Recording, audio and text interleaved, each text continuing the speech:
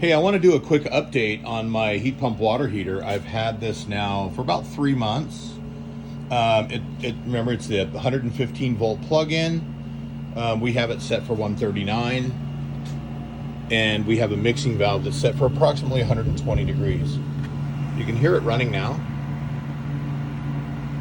It's way quieter than any of the Gen 5 units we've installed before, so I'm super impressed with it. We did have one of our bathrooms remodeled during the ownership of this unit. So my son, my wife, and myself were all using our other bathroom. And only one time did we have one lukewarm shower. And that was after I showered after my 16-year-old son.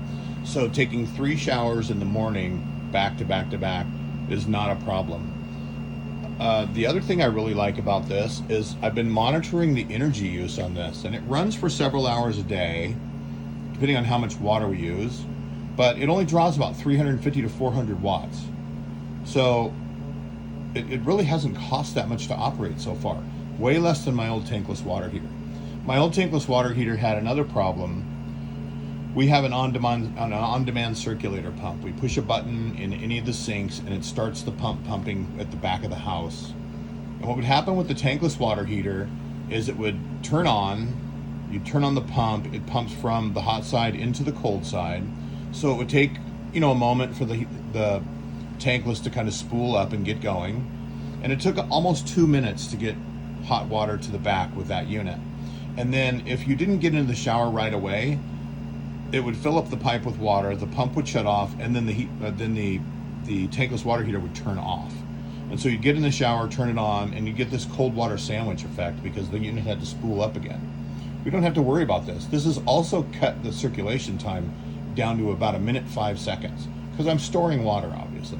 So far I am super, super happy with this system, and we as a company, we've installed 3 of these other than this one so far.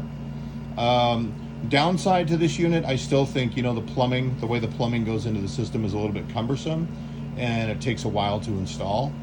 I would prefer it if ruud would come up with some sort of a top mount application for the water, like now the A.O. Smith and the Bradford White both have.